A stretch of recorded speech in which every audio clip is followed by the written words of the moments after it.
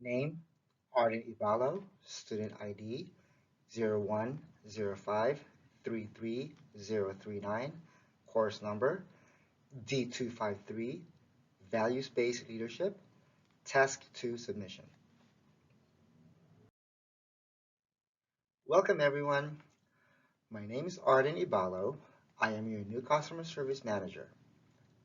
Before we begin, I'd like to share a short story about a journey that honed my skills, resilience, and belief in oneself. In the past, I had the privilege to be a senior information systems analyst at the LA County Public Works, leading a team as diverse as the communities we supported. Our mission was to enhance our colleagues' ability to serve their communities through technology. In this challenging role, I undertook numerous responsibilities, often going above and beyond, such as managing the largest team, stepping up as an acting manager when required, and receiving honors such as Employee of the Year in 2007 and again Employee of the Month in September 2020. However, these contributions didn't seem to resonate with my immediate management. An opportunity arose for a promotion, a role I was passionate about, and I found myself passed up for that position. The new manager who I later trained was an external hire. While it was a setback, it became a stepping stone for me. It motivated me to double down on my efforts, to continue my growth, and add even more value to my team and the communities we served. This journey had its share of rough patches, but each of these experiences was a lesson that shaped my principles and leadership styles. I realized the strength of my worth and the value was not just tied to a job title, but the impacts I made. I led with integrity and determination, and even when faced with adversity, I remained committed to excellence. And that brings me here to Corollary Marketing Inc., an organization that values potential, fosters leadership, and recognizes the same attributes I strive for each day. So team, remember, each experience shapes us, and our value is unique. Challenges make us stronger, and it is our resolve that shines through.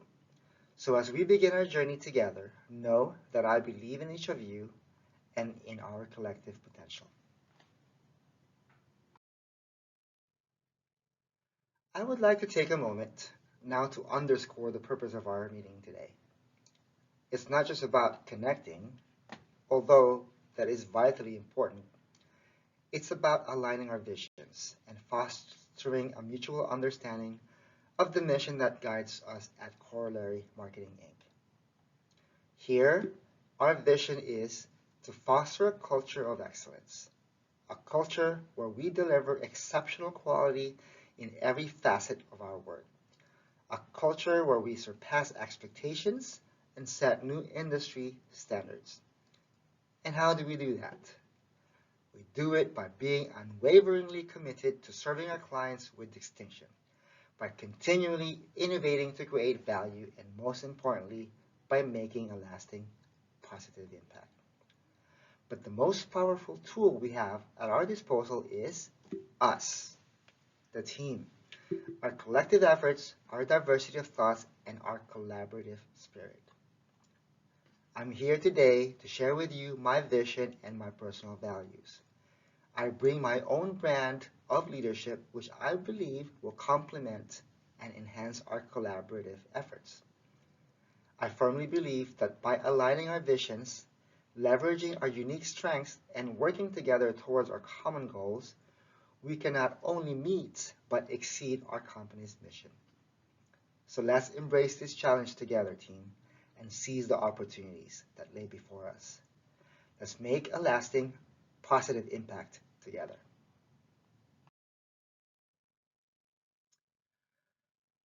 As we align our visions and foster a culture of collaboration, I want to emphasize a crucial factor that will significantly impact our effectiveness as a team: emotional intelligence. Emotional intelligence, or EI, sometimes referred to as EQ, is our ability to understand, use and manage our emotions in positive ways to relieve stress, communicate effectively, empathize with others, overcome challenges, and diffuse conflict. A key component of EI is self-awareness.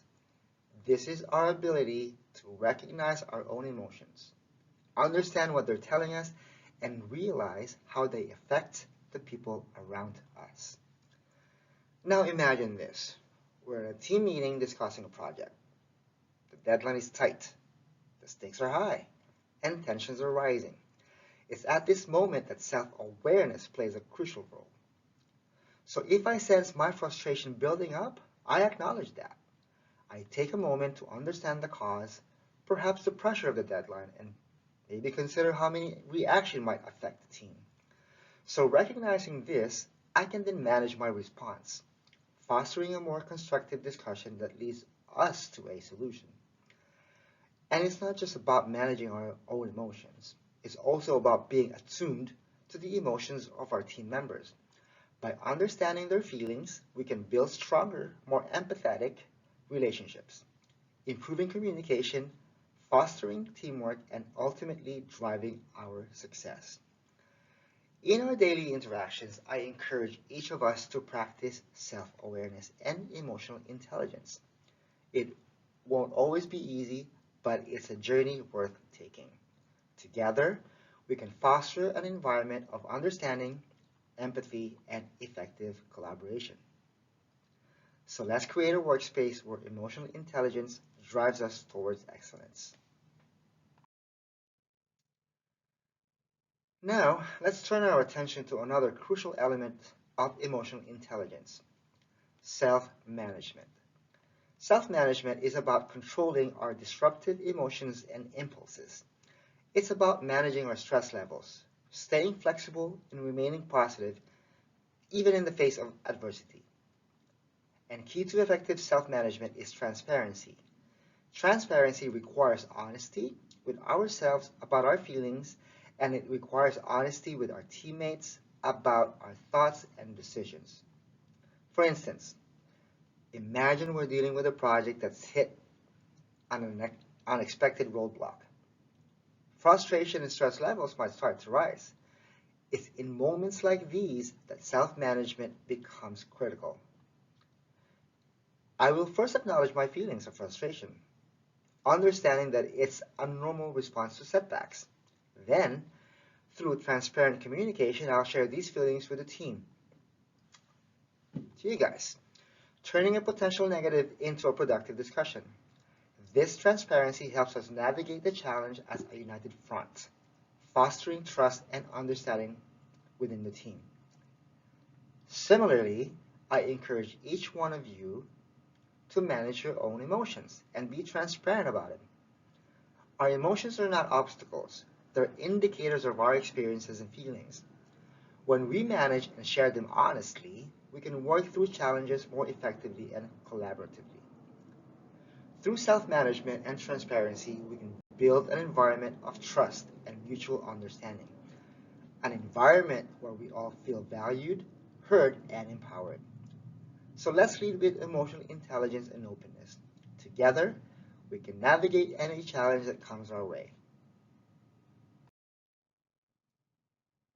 So having covered self-awareness and self-management, let's turn to the third pillar of emotional intelligence, social awareness.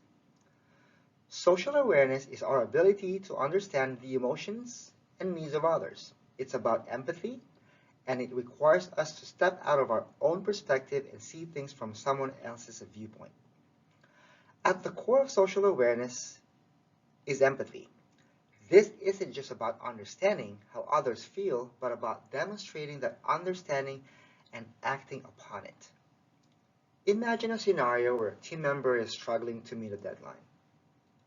Rather than focusing on the delay, an empathetic response would involve understanding the challenges they're facing. As a manager, I would approach them, ask about their difficulties, and listen to their concerns. Then we can work together to find a solution that addresses their concerns and ensures the task completion. So I encourage each of you to approach your interactions with empathy. When we seek to understand each other's perspectives and challenges, we can work together more effectively, improve team cohesion, and create a supportive work environment. By cultivating social awareness and practicing empathy, we can create a work culture that is not just productive, but also compassionate and supportive. So let's strive to be understanding, empathetic, and supportive of each other. Together, we can build a more cohesive and effective team. So as we become more socially aware and empathetic, it's important to consider an equally important topic: unconscious bias. Unconscious or implicit bias refers to the unnoticed assumptions and prejudices that subtly color our perceptions and decisions. Influenced by our upbringing, culture, and experiences, these biases operate below the surface of our awareness. In a work setting, these hidden biases can have significant impact. They can subtly shape our hiring practices, influence our team dynamics, and even dictate our problem-solving methods. So let's consider a common workplace scenario. As we review applicants for a new role, we might unconsciously favor those who mirror our own experiences or backgrounds, potentially overlooking candidates with different experiences but equal or even superior qualifications. The point here is not to foster guilt, but to stimulate awareness. We all have unconscious biases. The challenge lies in acknowledging these biases and actively working to ensure that they don't color our judgment or actions. Within our team, we'll work diligently to counteract these biases. We'll champion diversity in thinking, ideas, and experiences while maintaining fairness in all our interactions and decisions. We are a mosaic of unique individuals, each with our own strengths, vulnerabilities, experiences, and perspectives. Recognizing and valuing this diversity is what will truly make us a formidable team. So let's strive for a workplace that celebrates diversity, values equity, and nurtures inclusion. Together, we can create a space where everyone feels seen, heard, and valued. Building upon social awareness, let's touch on two cognitive biases: confirmation bias and attribution bias. Confirmation bias is our tendency to favor information aligning with our existing beliefs. For instance, if a punctual coworker is late, we might dismiss it as an exception due to our positive perception of that employee. Conversely, attribution bias, or the fundamental attribution error, is attributing behaviors to character rather than circumstance. In the same scenario, we might unfairly label the coworker as irresponsible, ignoring possible external factors. Bias can cloud our judgment. It's crucial to be aware and consciously address these biases to maintain fairness in our decisions, fostering an inclusive environment. Let's pledge to challenge our biases and promote a balanced team dynamic. Today, let's get personal and unpack how unconscious biases can directly influence our decision making, specifically on an ethical level. Decisions we make should reflect fairness, respect, and integrity, but our unconscious biases can obscure this ethical view. Imagine you're on a hiring committee. You come across a candidate who you went to school with. Exciting, right? However, this personal connection may unconsciously lead you to overlook potential flaws in their application, thus ignoring a more qualified, diverse candidate. So that's confirmation bias in action. Another example, let's say a team project didn't meet its target. With attribution bias, you might quickly blame the team leader without considering external factors like shifting deadlines or resource limitations. This isn't just unfair, it undermines the collective responsibility and can create a toxic work environment. At Corollary Marketing, we aim to keep our ethical compass pointing true. Recognizing and challenging our biases is a part of that journey. Informed decisions, fairness, and high ethical standards are non-negotiable here. Our strength lies in how we uphold these values in every decision we make. So let's pledge to examine our biases, foster fairness, and maintain the highest ethical standards. Together, we can cultivate a culture of integrity that drives our success.